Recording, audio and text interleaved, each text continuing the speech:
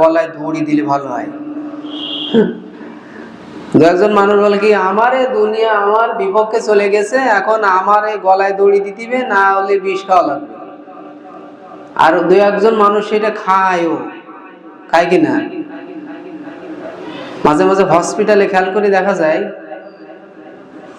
যে একজন মানুষ বিষ খাইছে। কারণ কি? কারণ একটাই, এই বাপ মার সঙ্গে ঝগড়া বাঁধাইছে।